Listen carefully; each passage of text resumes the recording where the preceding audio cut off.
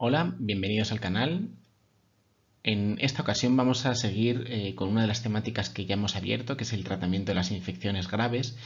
Hicimos un vídeo previamente sobre por qué los pacientes oncológicos tienen infecciones tan graves y en esta ocasión, más que centrarnos en el tipo de paciente, lo que vamos a hacer va a ser centrarnos en la respuesta que se tiene o que tiene el cuerpo ante infecciones que son graves, es decir, ante la sepsis o infecciones más graves o que tienen más gravedad, como es la presencia de shock séptico, que como recordáis del vídeo previo, pues es un estadio más en la infección.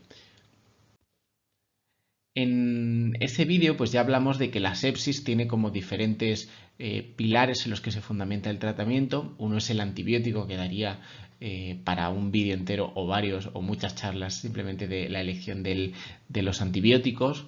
Otro es la resucitación, que daría también para muchas charlas, que tiene que ver con la sueroterapia y con las diferentes medidas que se hacen para, digamos, ayudar a los pacientes a volver a perfundir bien el resto de los órganos. Otro de los pilares sería el control del foco, es decir, hay veces que el tratamiento antibiótico y la resucitación son insuficientes y hay veces que si se ha acumulado, por decirlo así, mucho germen, mucho inóculo, pues hay que eliminarlo de una manera pues a veces quirúrgica o a veces pues con medios percutáneos. Y uno de los focos que está apareciendo ahora pues es el que tiene que ver con la respuesta inmune. Entonces, el vídeo de hoy se va a centrar un poco en entender un poquito más la respuesta inmune, que es bastante compleja, que ni siquiera a día de hoy somos capaces de ver bien exactamente cómo funciona todo el puzzle, y es un poco lo que vamos a hablar en el día de hoy.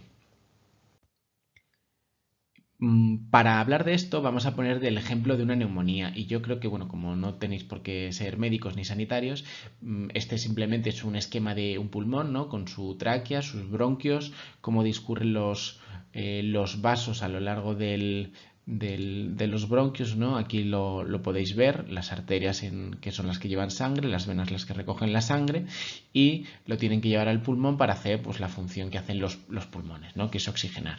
Y vamos a hablar de la neumonía porque es una infección que cada día todo el mundo, yo creo que ya sabe que es grave, pero que hasta hace mucho tiempo pues no se tenía esa conciencia de que fuera tan grave, y durante mucho tiempo se la llama como el asesino silencioso. Entonces, si nosotros hacemos como una ampliación de esta zona que he señalado, nosotros lo que vamos a ver es que pues la unidad estructural y funcional es el alveolo, ¿no? Que al alveolo llega la sangre y que también se le recoge la sangre, y que es en estos saquitos, que cuando los abrimos son pues así como si fueran globos, en los que llega la sangre, se oxigena, hace el intercambio de O2 y CO2, y entonces pues lo que hacemos es traer sangre oxigenada y hacia el cuerpo, y llevar sangre desoxigenada hacia el alveolo para poder hacer el intercambio. Los colores, típicamente el azul es el de la vena y el rojo es el de la arteria, pero aquí justamente ocurre al revés, ¿no? ¿Por qué? Porque en la circulación, digamos que eso es lo que ocurre, esto es lo que ocurre, la circulación oxigenada es la que ocurre en la mayor parte del cuerpo, mientras que la circulación pulmonar, la sangre llega desoxigenada por las arterias pulmonares y entonces tiene ese color azulito, y llega totalmente, y luego ya cuando vuelve oxigenada en condiciones normales, y es por eso que tiene el color rosita, que es aquí lo que queda reflejado, ¿vale? Por eso aquí podemos ver que el sentido de las flechas es así. Entonces, he querido hablar de la neumonía y poner el esquema porque, si os acordáis del siguiente, porque quería enseñaros lo que es la unidad funcional, que es lo que al final se acaba fastidiando. Si recordamos esto que lo habíamos puesto en el vídeo de las infecciones en los pacientes oncológicos, la respuesta inflamatoria era doble, una proinflamatoria o hiperinflamatoria, que es la que dominaba inicialmente, y luego una mucho más prolongada, que también tenía sus complicaciones, ¿no? Que aquí sobre todo pues el riesgo de disfunción inmune, que es la que aparecía después, que es la antiinflamatoria. Aquí lo que había era sobre todo disfunción orgánica en esta fase inicial, y aquí disfunción inmune con tendencia a tener infecciones, ¿no? Entonces, al final, pues bueno, este es un poco el esquema que quería recordar.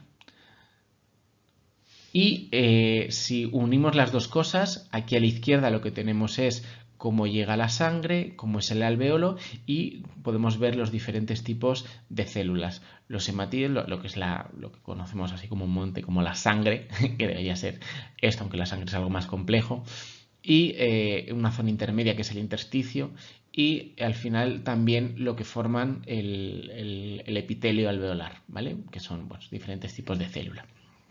Entonces, a la derecha lo que ocurre es cuando llega la inflamación. Entonces, cuando llega la inflamación, lo que vemos es, para empezar, que empiezan a haber poros, que este espacio empieza a ser mucho más ancho, que fijémonos que en vez de hematíes lo que empiezan a aparecer son células inflamatorias, ¿vale? Estos son neutrófilos, y lo que vemos son diferentes cosas, que es lo que luego tiene su traducción clínica en que se respire peor, ¿no? Que es que para empezar este espacio aumenta, entonces la difusión o la capacidad para pasar el oxígeno es peor, vemos que esto se engruesa, vemos que empieza a depositarse material, vemos que esto empieza a acumularse aquí lo pone de detritus celular, de debris celular, entonces vemos una superficie que es completamente diferente en la que se tenía una función normal. ¿Vale? Entonces, todos estos cambios, estos son los cambios inflamatorios, esto es lo que ocurre en los diferentes órganos, al final lo que traducen es una disfunción, que no se pueda realizar bien la función, ¿vale? Entonces, esto es lo que siempre hemos entendido que es la inflamación. La inflamación de los vasos se traduce en inflamación en el alveolo. Y esto es lo importante, como que hay una concordancia, y es como siempre lo hemos entendido, que hay una concordancia entre lo que pasa en la sangre y lo que pasa al final en el tejido, a nivel tisular, ¿vale? Y esto lo tenemos que tener claro y ahora lo retomaremos, pero primero vamos a entender otros conceptos. Primero, la sepsis, a pesar de todo lo que nosotros conocemos, pues sigue siendo una entidad, sepsis o séptico, que tiene un 30% de mortalidad a los 30 días. Es decir, tiene una mortalidad que sigue siendo bastante alta.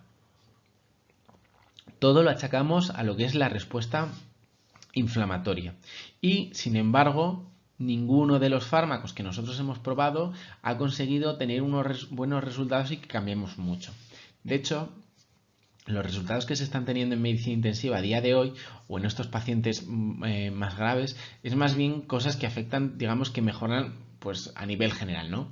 Un mejor control de la glucosa, dar fármacos que pues cuando tienes muchísima inflamación o cuando te falta algo de corticoides ponérselo, pues acordarnos de nutrir a los pacientes, la movilidad, el no tenerlos excesivamente sedados, son como cosas muy generales, no tenemos así como dianas moleculares. Y hay gente que lo que se está preguntando es exactamente esto por qué ocurre, lo tenemos que entender, qué es lo que ocurre. Entonces se están pensando que puede ser por diferentes cosas.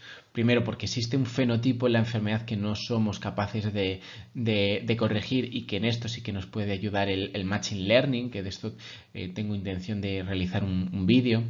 Luego, que posiblemente los estudios que realizamos actualmente no sean del todo válidos en el ámbito de cuidados intensivos, ya que hay que ir incorporando factores de riesgo conforme van ocurriendo cosas en la enfermedad. Es decir, un paciente séptico tiene una evolución, pero es que otro paciente séptico tiene otra evolución. Sería como, digamos, fenotipados, por decirlo así, de la evolución de los pacientes. Que hace que los ensayos clínicos no puedan ser por decirlo así, igual de comparables. Es por eso también que hay algunos que están empezando a hacer lo que se conoce como ensayos clínicos adaptativos, como una idea de entender que existe una limitación de los ensayos clínicos en la UCI, porque son procesos muy complejos, no es como lo mismo que probar un fármaco en un proceso muy sistematizado y en el que no te puedes escapar, que en entidades que son mucho más complejas, mucho más heterogéneas, mucho más diversas. Y es por eso que se piensa en tener una capacidad diferente de generar conocimiento, ¿no? Y un poco de lo que vamos a hablar es de la compartimentalización, ¿vale? Entonces, la compartimentalización es entender que hay diferentes compartimentos en el cuerpo y que no todos tienen por qué ser, por decirlo así, consonantes entre ellos.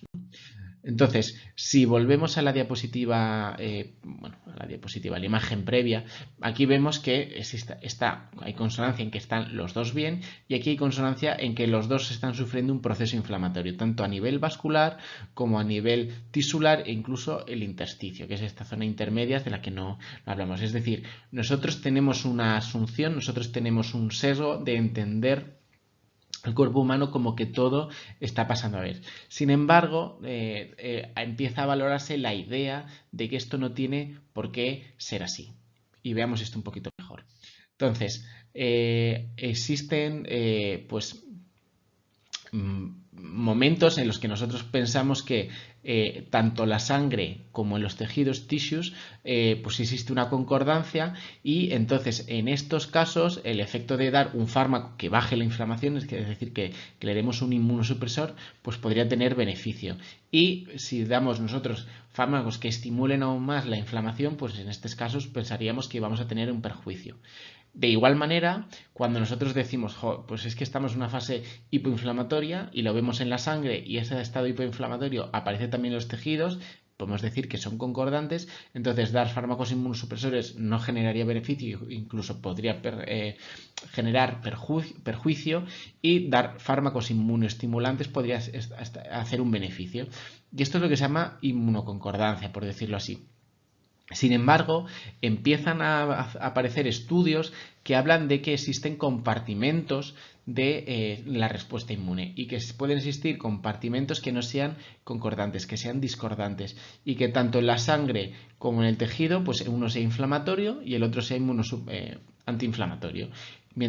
O al revés, que la sangre sea antiinflamatoria o el compartimento de la sangre tenga un estado antiinflamatorio, mientras que el compartimento tisular tenga un compartimento proinflamatorio. Entonces, aquí no sabemos muy bien qué hacer. Y es por eso que puede que los ensayos clínicos, donde tienen tanta heterogeneidad, pues puede ser que hayan fracasado todos los fármacos inmunomoduladores, ya sea por exceso o por defecto de la actividad inmune, que no hayamos conseguido ver beneficios. Por lo tanto, lo que quieren esta nueva visión, lo que quiere es que entendamos que si, por ejemplo, hay mucha inflamación a nivel vascular, esta no tiene por qué estar traducida claramente a nivel tisular, sino que incluso pueden tener como un decalaje y que inicialmente aquí seas como muy proinflamatorio y aquí no tanto, que esta al final acabe afectando y aquí seas proinflamatorio, pero aquí ya estés empezando, por ejemplo, con una actividad antiinflamatoria. Y luego hay veces, que por eso quería hablar de la neumonía donde empieza el daño, esto nos tenemos que imaginar que es el alveolo, ¿vale? Que el daño comienza aquí, no empieza en los vasos. Entonces, esta es la zona que inicialmente es proinflamatoria y esta es la zona que a lo mejor inicialmente es antiinflamatoria o es nula. Y hay que tener en cuenta que cuando nosotros sacamos las analíticas, las estamos sacando de aquí, de la sangre, no la estamos sacando de aquí. Por lo tanto, puede ser que los patrones o las formas las que nosotros tenemos de entender o de valorar la gravedad de estos pacientes pues no sea siempre la adecuada, o sea incorrecta o sea tardía, porque no todo tiene por qué demostrarse en la sangre inicialmente, ¿vale? Entonces, esto es una de las cosas que se está empezando a investigar ahora, que desde luego va a cambiar la óptica en la que nosotros entendemos cómo funciona y que hay que entender que, claro, cuando nosotros damos un fármaco, pues no todos los compartimentos tienen que ser concordantes y que tenemos que buscar estrategias para conocer cuál es el estado pues del órgano afecto y de la sangre y con eso intentar ver cómo podemos ayudar. Desde luego este es un camino muy interesante porque nos ofrece una nueva visión de la enfermedad y desde luego ofrece pues nuevas alternativas a pensar cómo tenemos que tratar la enfermedad. Y ya un poco por terminar, simplemente os quería hacer una foto, una analogía de lo que yo he estado pensando pues preparando este tema, ¿no? Esto es Roma, esto es un parque que se llama la Plaza de los Caballeros de Malta, o en italiano Piazza dei Cavalieri di Malta, o algo así, que tiene una herradura, una cerradura desde la que se dice que se ve Roma, ¿no? Esto es pues la Basílica de San Pedro del Vaticano, ¿no? Pero claro, yo lo que pienso es que desde luego quizás siempre hemos visto así al cuerpo humano, como que todo tiene que concordar y que lo que hay en la sangre tiene que haber en los tejidos. Y realmente esto es como pensar que estamos viendo Roma desde aquí, cuando si posiblemente si quitásemos la puerta y el cerrojo veríamos más lo que es Roma. Entonces, como que siempre hemos tenido una visión en túnel de lo que es la inflamación, lo que son lo que está afectando los diferentes tejidos. Y tenemos que acabar con eso, y desde luego estas formas visionarias de ver la enfermedad pues pueden que nos ayuden a encontrar un nuevo camino de cómo estamos entendiendo la medicina. Y bueno, por mi parte pues poco más. Espero que os haya gustado el vídeo. Y nada, poquito más que comentaros. Si os ha gustado, pues hacedmelo saber, y si tenéis dudas, pues intentaré ayudar, responder, incluso me puedo plantear hacer un vídeo a propósito. Un saludo y hasta otra.